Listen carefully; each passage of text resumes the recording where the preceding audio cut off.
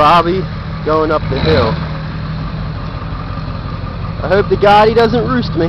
He's on fucking 4 drive now. I used to be able to make it up that hill 2-wheel drive. Used to? It was dry out when I used to do that. Why don't you put your fucking lock your hubs and put it in?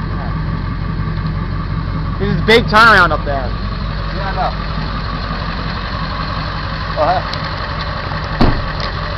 Oh man, what the fuck?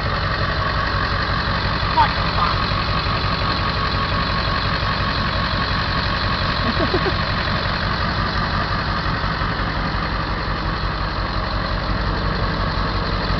Tread easy, my friend.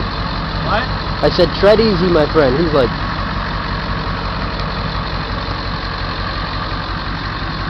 Not saying by the shovel, we don't have to worry about locking dogs. What, now you want a Chevy? No.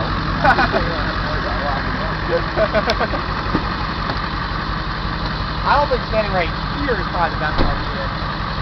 I'm gonna go over here. Bobby's truck, take 2, this time 4-wheel drive.